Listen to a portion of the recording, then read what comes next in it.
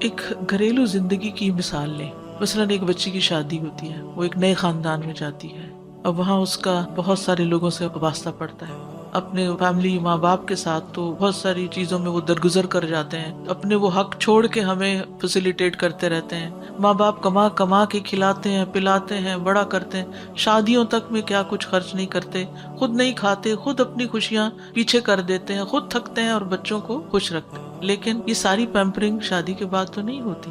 اب جب ایک لڑکی شادی ہو کے سسرال میں آتی ہے تو وہ یہی ایکسپیکٹ کر رہی ہوتی ہے کہ اب یہاں بھی مجھے شہزادی بنا کر ہی رکھا جائے. لیکن عموماً ایسا نہیں ہوتا. یہ زندگی ذمہ داریوں کی زندگی ہوتی ہے، اور جب ان ذمہ داریوں کو محسوس ہی نہ کیا جائے، ان کو ادا کرنے کی فکر ہی نہ کی جائے، تو پھر سارے نظام میں خلل آ جاتا ہے.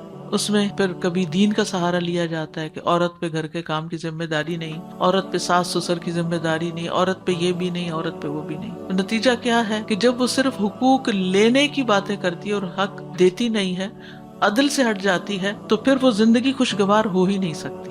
اور پھر خاص طور پر اگر انسان اپنی آخرت کو بھول کر یہ زندگی گزار رہا ہو تو اس میں پھر جھوٹ، فریب، بعض اوقات بد عہدی، بعض اوقات چیٹنگ، بہت ساری چیزیں شامل ہو جاتی ہیں جس سے معاملات میں کمپلیکیشن بڑھتی چلی جاتی ہے. تو اس لیے بہت ضروری ہے کہ کہیں پر بھی ہم ہوں، گھر کے ادارے میں ہوں، گھر بھی تو ایک انسٹیٹیوشن کی طرح ہے نا، تو جب تک ہم اس کی بنیاد بھی، کیوں خطبہ نکاح میں 4 دفعہ تقویٰ کا حکم دیا گیا ہے، جب تک اس کی بنیاد تقویٰ پر نہیں رکھتے اور وہاں پر بھی ہم آخرت اورینٹڈ نہیں ہوتے، تو پھر صحیح طور پر دنیا کی تعمیر بھی نہیں ہو سکتی.